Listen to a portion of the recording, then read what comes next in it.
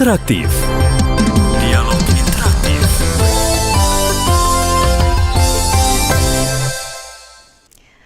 Ya, bicara tentang Indonesia Emas ini tentu bukan hanya tentang kemajuan ekonomi dan teknologi saja, tapi di sini juga tentang kekuatan nilai, identitas, dan karakter bangsa.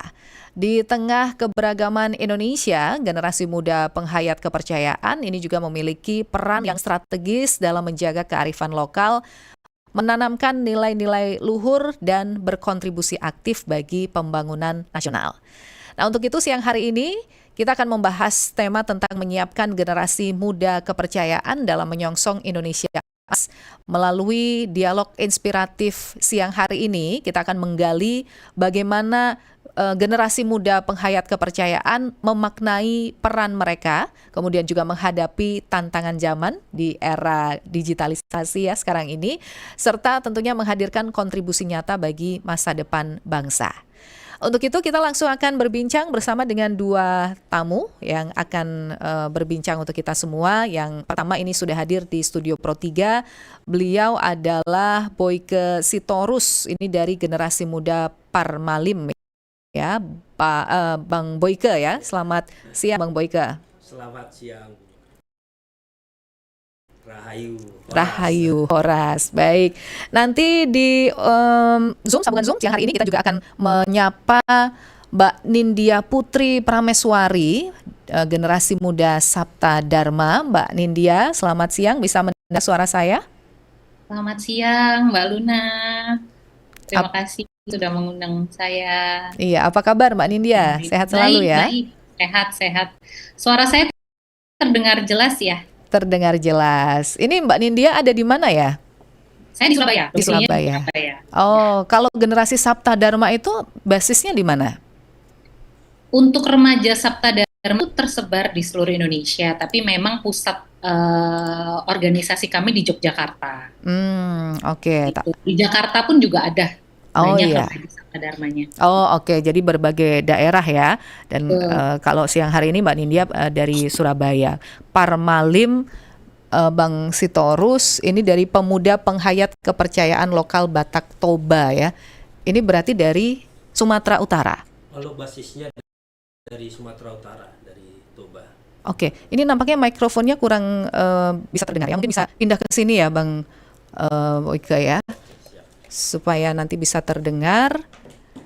Iya. Baik, kita nanti juga akan melibatkan pendengar setia Pro 3 RRI yang siang hari ini boleh nanti ikut berdiskusi bersama kita bersama ya untuk menyampaikan gagasan, ide ataupun juga menanyakan ya pertanyaan-pertanyaan kepada dua generasi muda kita yang sudah kita hadirkan di siang hari ini. Saya mungkin akan mulai dulu dari Bang Boyke Sitorus ini dari Parmalim ya. Kita akan bahas tentang peran generasi muda untuk menyongsong Indonesia Emas 2045. Saya ingin menanyakan secara umum dulu nih Bang Boyke, apa kemudian makna Indonesia Emas 2045 bagi generasi muda Parmalim sendiri Bang Boyke? Oke, terima kasih. Jadi terima kasih sebelumnya saya sudah diundang di RRI. Terima kasih kepada Kementerian Kebudayaan juga ya. Jadi berbicara memang untuk Indonesia Emas seperti kita ketahui adalah sebagai harapan bersama untuk negara Indonesia yang maju, modern, adil, dan berdaulat.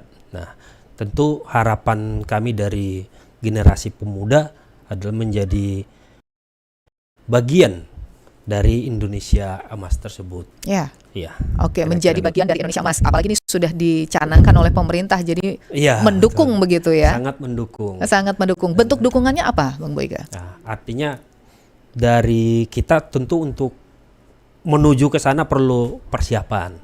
Perlu persiapan. Jadi dari secara khusus di Parmalim itu sendiri bukan cuman generasi mudanya ya, tapi secara khusus itu dituntut.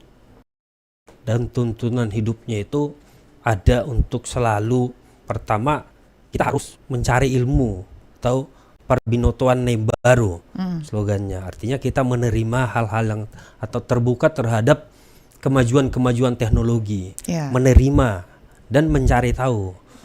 Nah, artinya ilmu-ilmu baru dan hal-hal teknologi-teknologi baru, ya kita mesti pelajari dan terima. Yang kedua ada merngulunai baru. Nah, merngulunai baru itu tatanannya adalah setelah punya ilmu baru tentu akan mendatangkan sumber-sumber penghidupan baru. Artinya teknologi itu menjadi bagian dari kita untuk hidup dan tidak tergilas dengan teknologi itu sendiri. Nah, yang ketiga itu tetap tondina marsihohot. Meskipun sudah ada ilmu-ilmu baru, sumber-sumber hidup baru menuju Indonesia emas, tapi tetap kepada akar budayanya, tetap pada nilai-nilai luhur religius dan spiritualnya, kira-kira begitu. Oke. Terbuka terhadap perkembangan zaman juga ya, menyesuaikan karena memang harus mengikuti begitu ya. Tapi tetap memegang teguh nilai-nilai spiritual dan religius. Baik. Sekarang Mbak Nindya ini di gerakan atau generasi muda Sabta Dharma, bagaimana memaknai perannya dalam menyongsong Indonesia Emas ini, dan kemudian apa saja nilai-nilai dalam ajaran Sabta Dharma yang bisa menjadi bekal ya untuk generasi muda menghadapi tantangan masa depan? Ya, baik. Terima kasih Mbak Luna. Jadi Indonesia Emas yang dicanangkan akan datang di 2045 ya, ini merupakan situasi yang sangat luar biasa yang dihadapi oleh Indonesia, karena 2045 adalah merupakan 100 tahun kemerdekaan yang sudah diambil oleh Indonesia. Dan peran Sabta Dharma sendiri dalam menghadapi Indonesia Emas adalah di mana pada 2045 yang paling penting yang akan dihadapi oleh Indonesia adalah bonus demografi, di mana mayoritas penduduknya adalah 70% dari penduduknya berusia produktif. Itu artinya apa? Bahwa Indonesia akan berada dalam situasi di mana meningkatnya persaingan. Karena di dalam tahun 2045 itu dengan banyaknya bonus demografi dan 70% mayoritas usia produktif menandakan bahwa semakin tinggi kebutuhan hidup yang harus dipenuhi. Dan itu artinya apa? Pemuda penghayat juga harus mampu beradaptasi dengan situasi itu. Lalu apa yang harus dilakukan oleh pemuda penghayat, khususnya remaja Sabta Dharma itu sendiri? Saya selaku koordinator remaja Sabta Dharma Nasional selalu memberitahu dan menyebarkan kepada seluruh remaja Sabta Dharma bahwa kita harus mampu beradaptasi dengan perkembangan zaman. Meskipun kita menghayati ajaran lokal, tetapi kita harus mampu mengaktualisasi dengan keadaan. Remaja Sabta Dharma sangat dituntut dengan kehidupan yang modern, tetapi jangan lupa bahwa di dalam ajaran yang kita anut, di dalam ajaran yang kita tekuni, kita harus tetap berdasarkan dan berlandaskan nilai-nilai ajaran Sabta Dharma. Di dalam ajaran Sabta Dharma itu sendiri, Mbak Luna, ada 2 dasar yang harus kita taati, yang wajib kita lakukan dalam kehidupan sehari-hari, yaitu wawarah pitu dan sesanti. Dan itu yang selalu menjadi pegangan seluruh warga Sabta Dharma, khususnya remajanya. Jadi kita harus mampu mengaktualisasi diri, beradaptasi dengan zaman yang serba cepat saat ini, tetapi kita juga harus tetap berpegang teguh pada nilai-nilai ajaran dan nilai-nilai kebaikan. Begitu. Baik, nanti kita elaborasi lagi Mbak Nindya dan juga Bang Boyke ya tentang nilai-nilai dalam ajaran masing-masing ya di generasi muda Parmalim maupun juga di Sabta Dharma. Kita sapa dulu satu penelpon yang sudah bergabung dari Boyolali. Ini kebetulan ada Pak Udin. Selamat siang Pak Udin. Selamat siang, Assalamualaikum warahmatullahi wabarakatuh. Waalaikumsalam. Silakan Pak Udin. Ya, Pak dan Ibu narasumber. Ya. Peran generasi muda yang akan membuat Indonesia emas gitu. Ya, orang Indonesia, masyarakat Indonesia gitu. Ya, murid-murid Indonesia yang lagi di MBG ini gitu. Itu adalah penerima MBG ya sekarang. Iya, itu adalah aset. Iya, jadi betul. bukan dari orang luar negeri masuk ke Indonesia memanfaatkan, dia bisa melakukan gitu, bukan begitu. Dari Indonesia. Nah, itu yang memajukan Indonesia, membuat Indonesia emas itu adalah yang menerima MBG ini yang disuka-suka ini. Apa yang mau dipesankan Pak Udin untuk generasi muda kita? Generasi muda ya harapannya tidak merokok gitu ya. Tuh. Nongkrong, merokok gitu. Nah, kebiasaan-kebiasaan buruk gitu, nah, ya gitu kan tidak bagus gitu. Mm-mm. Nah, tuh. Jadi yang memajukan Indonesia adalah dari masyarakat Indonesia, dari orang Indonesia, bukan dari orang luar negeri. Terima kasih. Oke. Assalamualaikum warahmatullahi wabarakatuh. Terima kasih Pak Udin di Boyolali, Jawa Tengah.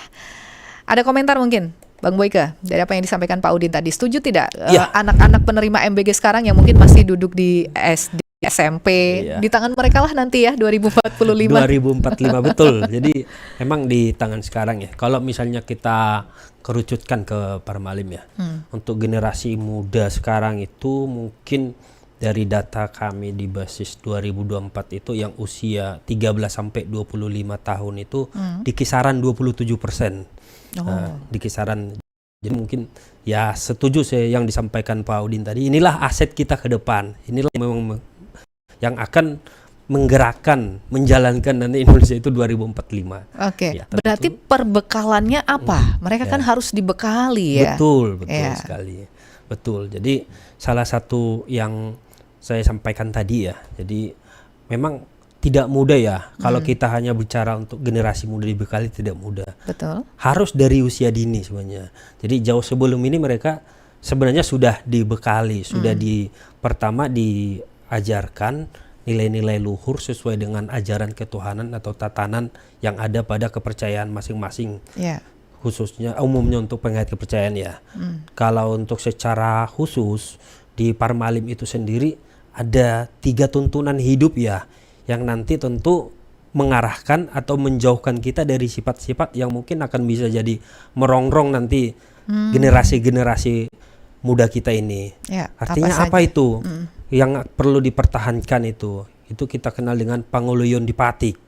Artinya ketaatan pada hukum dan syarat hamalimun atau nilai-nilai ugamu malimnya sendiri. Nah, di situ dia akan apa yang bisa dilakukan, apa yang tidak bisa dilakukan. Konsekuensinya ya. Oh, oke. Yang kedua, bulan diuhum. Ini sebagai bentuk kepatuhan pada aturan atau bentuk dari religiusnya. Nah, yang ketiga, pangalahu hamalimon. Nah, ini yang sebagai wujud dari prakteknya sendiri, berperilaku yang luhur, suci, praktek dari spiritualitas dalam kehidupan nyata. Artinya kita punya harapan besar kalau ini bisa dijalankan, bisa kita bekali dari sekarang, itu 2045 mungkin akan terwujud. Oke. Indonesia emas. Jadi 3 nilai dasar tadi ya, Ya. ini yang harus disampaikan kepada anak-anak segini mungkin agar menjadi bekal mereka dalam Ya. mengarungi kehidupan.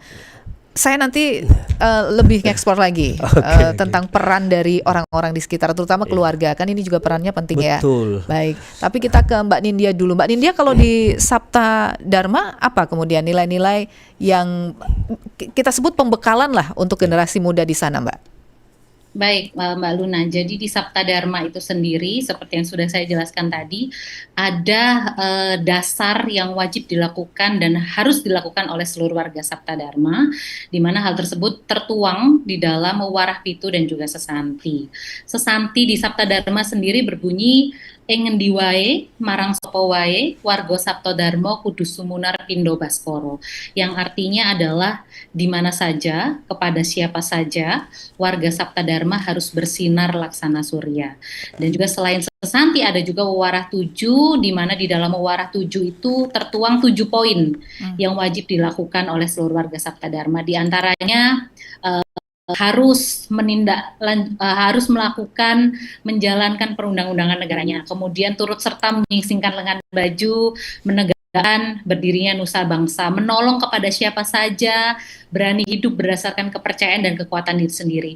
Dan hal-hal tersebut yang selalu diajarkan untuk menjadi pedoman hidup dari setiap warga Sabta Dharma.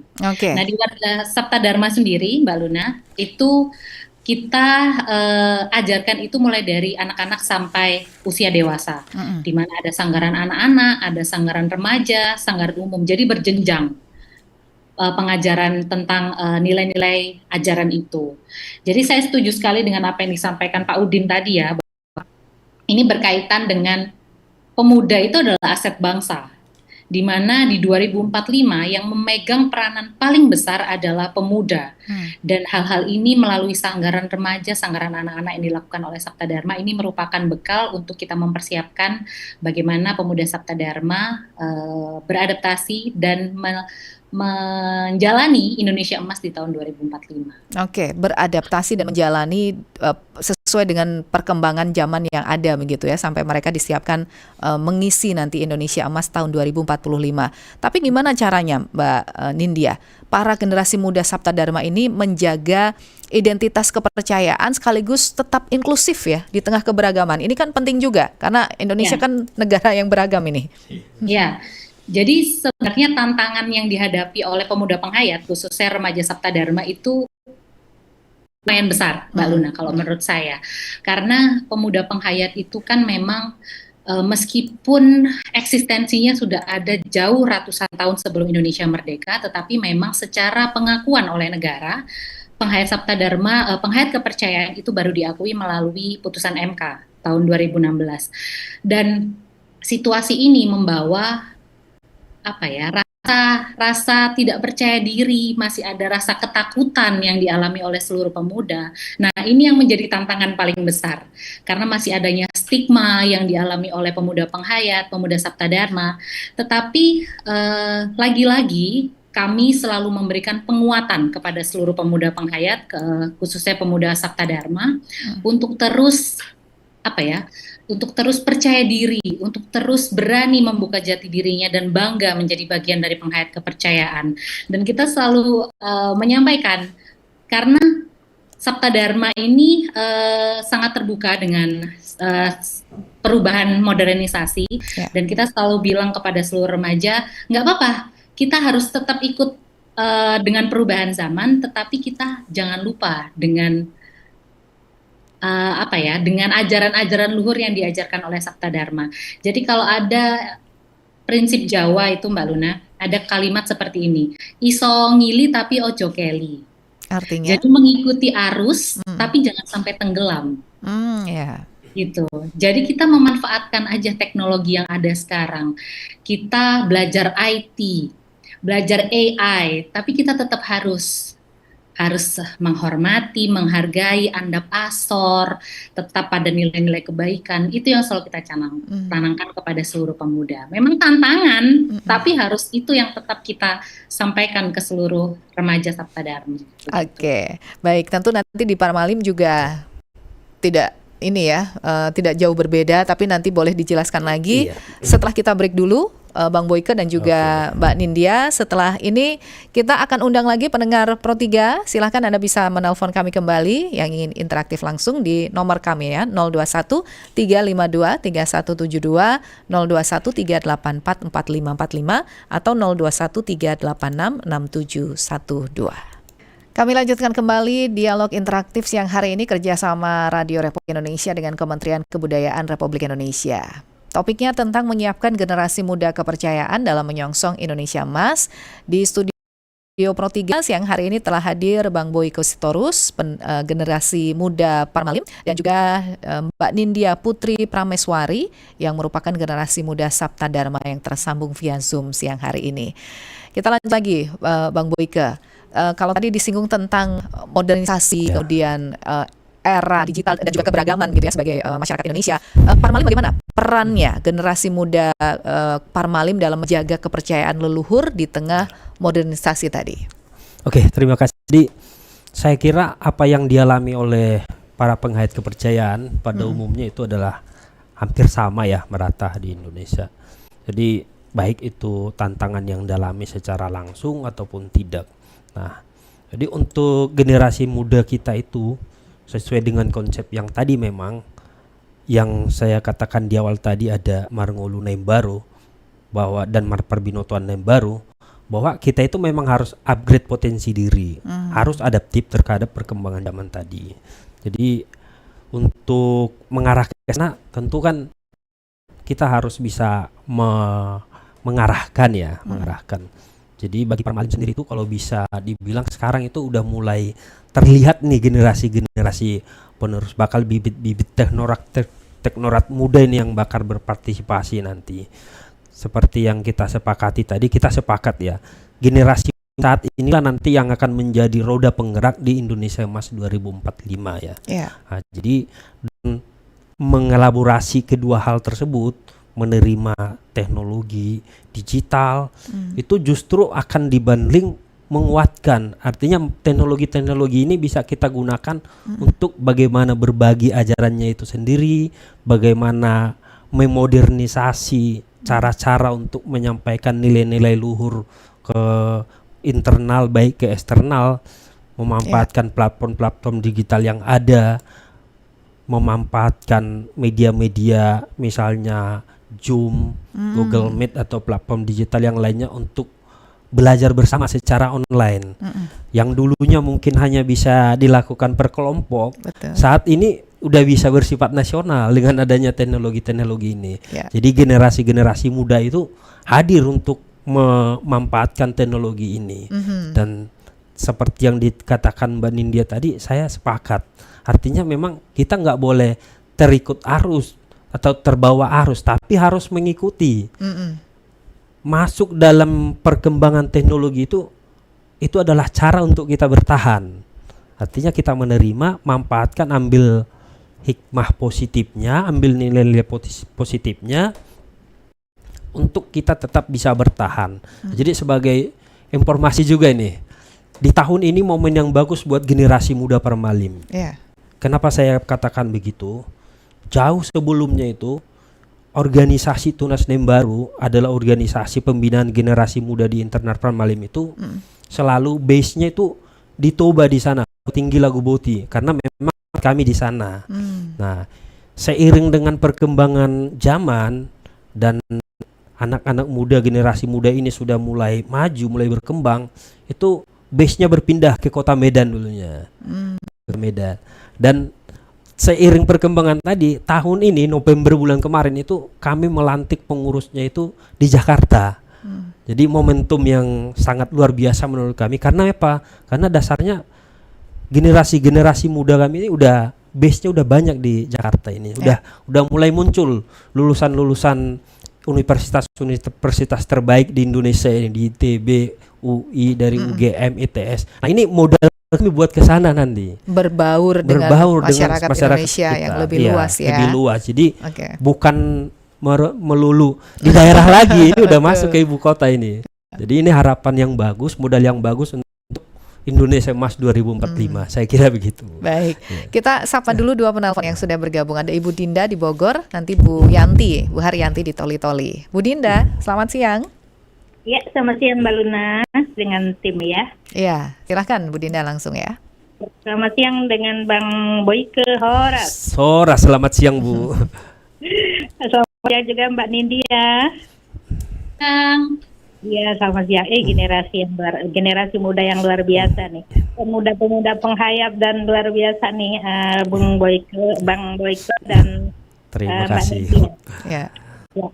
Kalau tadi sudah, ini pertanyaan yang sama untuk keduanya ya, boleh ya? Boleh. Iya, silakan Bu. Generasi muda memang generasi penerus untuk bangsa ini ya, untuk Indonesia lebih maju. Menurut Bang Boyke dan Mbak Nindya, apakah dari pembelajaran tadi ya, karena ini era digital, pembelajaran keseharian mungkin, bagaimana bersikap, bagaimana bertemu dengan beberapa orang begitu, apakah juga ada pembelajaran yang langsung, karena begini, kadang nanti cuma masuk di telinga kanan, keluar di telinga kiri, begitu kan kalau dengan kata-kata. Apakah ada pembelajaran yang berupa contoh, begitu, untuk mereka cepat mengerti dan apa yang harus dilakukan dan harus diterapkan ke dirinya sendiri dan juga ke orang banyak, begitu. Pertanyaan yang sama untuk keduanya, Bang Boyke, Mbak Nindya dan Mbak Luna. Terima kasih. Iya, Bu Dinda di Bogor, Jawa Barat. Kita ke Bu Haryanti di Toli-Toli. Selamat sore Bu Haryanti. Ya, halo, selamat sore Mbak Luna. Silahkan Ibu. Ya, juga untuk Bung Boyke sama Mbak Nindi. Ya. Mbak Nindya ya. Iya, Salam sehat, salam tangguh untuk semuanya, Salam generasi sehat. muda hebat semua ya. Hmm. Mungkin saya mau menanyakan di sini dari generasi muda Parmalin sama dari generasi muda Sabta Dharma ya. Perannya selama ini seperti apa ya ke masyarakat, khususnya ke generasi muda, seperti apa edukasinya kalau misalkan kalau kita mau memberikan semangat atau edukasi ke generasi muda, kita masuk ke sekolah ya, itu seperti apa perannya di situ. Terus kalau mau kita juga harus ada pendekatan ke orang tua, bukan hanya generasi mudanya ya. Masyarakat juga seperti apa, mungkin seperti itu pertanyaan saya. Dan sebagai seorang pemuda, mungkin ini pesan untuk pemuda-pemuda yang lain, yang ditanamkan dalam diri kita itu sebagai seorang pemuda apa sih sebenarnya, mungkin seperti itu. Terima kasih. Selamat sore Mbak Luna dan kedua narasumber. Ya, terima kasih. Terima kasih Bu Yanti di Toli-Toli. Saya mungkin ke Mbak Nindya dulu ya, Bang Boyke ya. Mbak Nindya, pertanyaan dari kedua penelpon tadi hampir mirip nih tentang pendidikan, kemudian juga pembelajaran lewat contoh tadi ya, dan masuk ke ranah pendidikan sekolah, termasuk program-program di masing-masing kelompok ya, generasi muda Sabta Dharma, dan nanti kalau Parmalim akan dijelaskan Bang Boy. Silakan Mbak Nindya. Iya, terima kasih Mbak Luna. Terima kasih Ibu Dinda dan Ibu Halianti yang sudah bergabung dengan kami. Jadi untuk di Sabta Dharma itu sendiri, selain ada sanggaran anak-anak dan sanggaran remaja yang kita lakukan secara rutin setiap bulannya, itu untuk remaja kita ada agenda khusus. Jadi di Sabta Dharma sendiri, di lingkup nasional setiap 1 tahun sekali kita mengadakan kegiatan Youth Camp, Mbak Luna. Jadi Youth Camp ini adalah camping yang dilakukan oleh seluruh remaja Sabta Dharma secara nasional, di mana di dalam Youth Camp kita selalu mengambil tema-tema menarik seperti pelatihan kepemimpinan, kemudian pelatihan HAM dan advokasi hukum, seperti itu. Nah, untuk di Surabaya sendiri itu kita juga sering sekali mengadakan pertemuan diskusi interaktif di antara remaja Sabta Dharma. Kita membahas apa saja. Seperti yang terakhir kali itu kita mengadakan pelatihan pembuatan konten kreatif. Itu berhubungan juga dengan pemajuan modernisasi, pemanfaatan media digital, di mana kita memanfaatkan adanya media digital sebagai bagian dari aktualisasi diri dan juga pengenalan. Kepercayaan itu apa sih kepada masyarakat umum?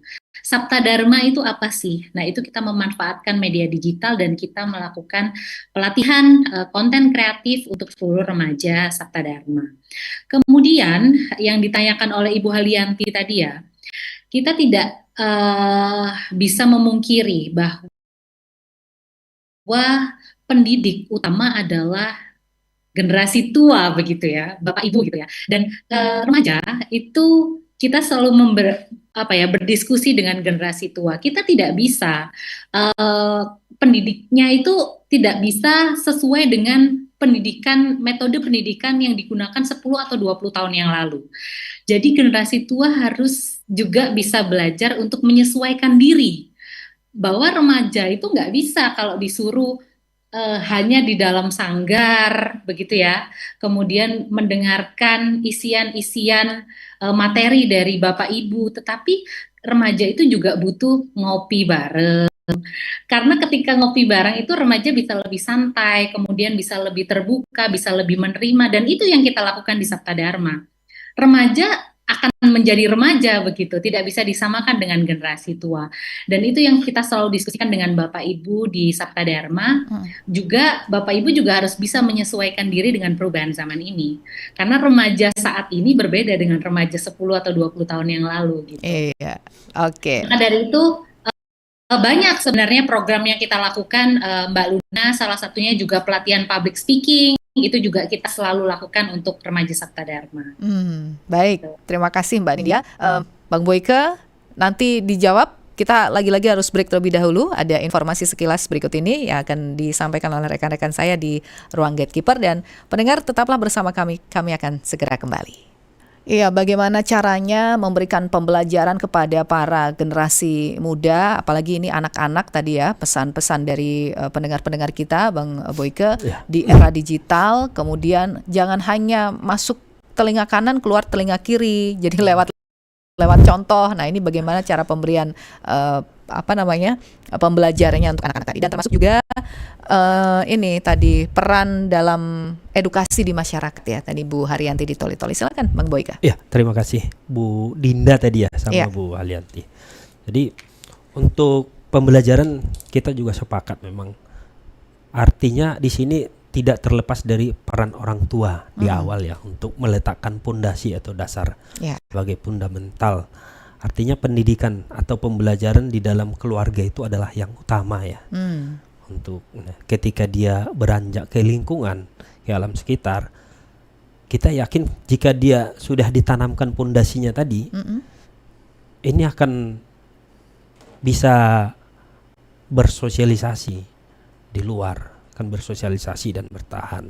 Jadi seiring dengan perkembangan zaman tadi, mungkin pada zaman dulunya bagi penghayat kepercayaan atau kita katakanlah parmalim sendiri itu mungkin kan masih terkelompok terbasis. Kalau sekarang itu bisa kita katakan sudah terstruktur di badan organisasi Punguan Parmalim itu sudah ada namanya Bapar. Artinya itu badan yang mengurusi pendidikan untuk internal. Nanti badan ini, organisasi ini yang bekerja sama untuk eksternal, baik itu ke pemerintahan ya. Jadi tidak terlepas dari dukungan orang tua tadi ya.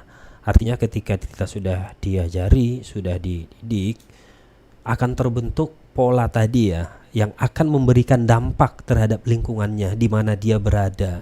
Misalnya tidak harus secara langsung dia atau kita ngajarin sesuatu tentang apa yang kita miliki untuk ditiru, tapi dengan tindakan kita yang mungkin kita tunjukkan bagaimana kita bersikap, bagaimana kita berbicara, itu akan menjadi sinar buat lingkungan kita.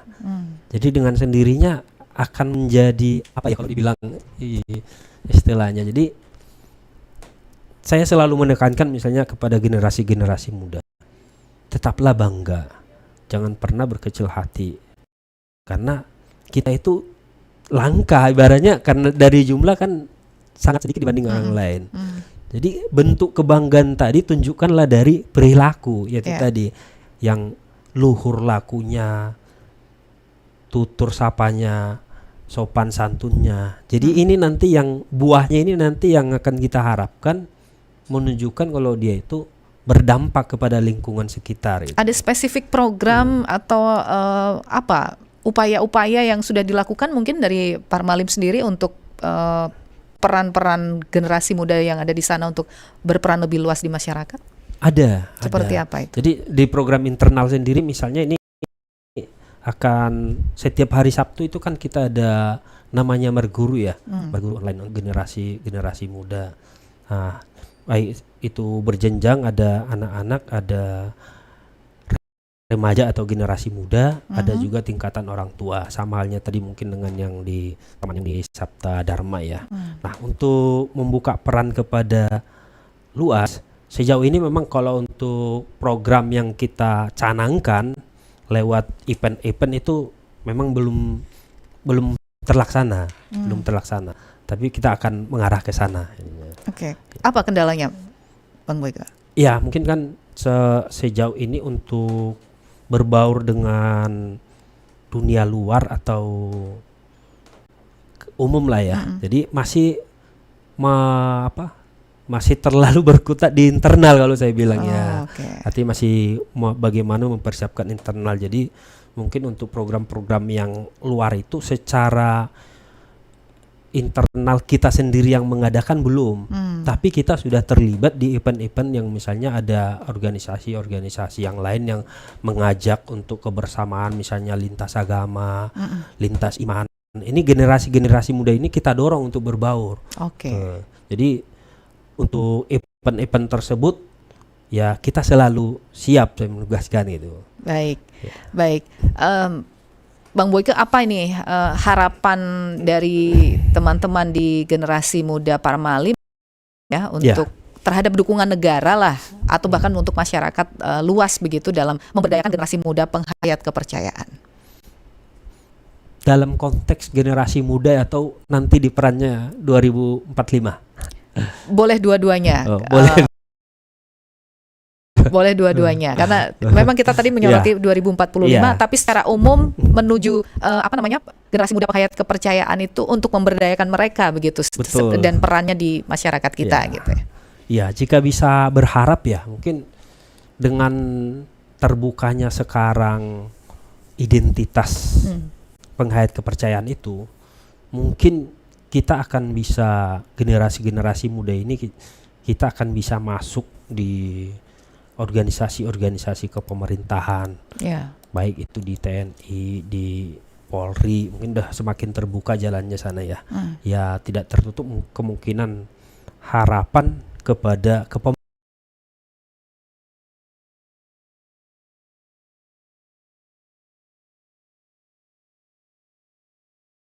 pemerintahan. Siapa tahu nanti lihat gitu aja. Kami yakin ya, jika diberikan kesempatan itu, mungkin kita akan bisa memberikan. Artinya saat ini kan kita butuh sebenarnya pemimpin-pemimpin yang mungkin dari segi kualifikasi, kualitas, tapi tetap di dalam keputusan-keputusannya itu tetap mempertahankan ekologis. Mungkin saatnya ini penghayat kepercayaan. Kenapa saya katakan begitu? Karena sedikit saya rasa kami penghayat kepercayaan ini punya standar yang berbeda untuk memperhatikan alam atau ekologis. Karena kenapa? Karena kita ada tuntutan di situ, penghayat kepercayaan ini dalam menjalankan ritual atau keyakinannya itu ya harus dekat dengan alam. Memperhatikan sekali kelestarian alam. Kelestarian alam gitu. Jadi saya rasa ya seperti yang kita lihat sekarang ini, ya di mana-mana mungkin. Ya mohon maaf ya saya singgung sedikit misalnya bencana yang kita teman-teman yang alami di bencana Sumatera terlepas dari memang itu. Ya harapan kita sih negara kita boleh maju, boleh modern. Tapi tetap harus berakar kepada nilai-nilai spiritual, nilai-nilai luhur tadi. Baik, terima kasih Bang Boyke. Sekarang mungkin yang terakhir untuk Mbak Nindya. Apa Mbak Nindya pesan Anda untuk generasi muda penghayat kepercayaan agar tetap optimis begitu dan berdaya ya menuju ke Indonesia Emas 2045. Silakan singkat saja mungkin Mbak Nindya ya. Ya, baik. Terima kasih Mbak Luna. Jadi mungkin harapan yang saya sampaikan untuk seluruh pemuda penghayat ya, bahwa saat ini kita pemuda penghayat itu sudah diberikan ruang, sudah diberikan kesempatan oleh negara untuk menunjukkan jati diri kita sebagai seorang penghayat kepercayaan. Nah, untuk seluruh pemuda penghayat kepercayaan mungkin kita harus bisa merajut luka-luka di masa lalu dan mulai untuk membuka diri, mulai untuk berbangga diri menjadi bagian dari pemuda penghayat kepercayaan dengan terus mengaktualisasi diri, meningkatkan kemampuan, meningkatkan skill terbaik kita dan sehingga pemuda penghayat setiap individunya memiliki dan menjadi individu terbaik sehingga seluruh pemuda penghayat dapat memberikan kontribusi terbaik kepada bangsa dan negara dalam menghadapi Indonesia Emas 2045.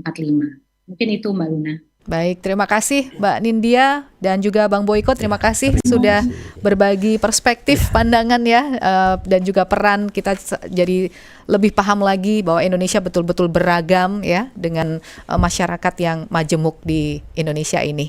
Mudah-mudahan kita bisa ketemu lagi Bang Boyko dan juga Mbak Nindya. Mungkin bisa hadir ke sini ya, langsung bertatap muka secara langsung di lain kesempatan. Dan pendengar, demikian tadi kami telah hadirkan dialog interaktif kerjasama Radio Republik Indonesia dengan Kementerian Kebudayaan Republik Indonesia bersama dengan Bang Boyke Sitorus, Generasi Muda Parmalim, dan Mbak Nindya Putri Prameswari dari Generasi Muda Sabta Dharma. Saya Luna Elia, selamat sore.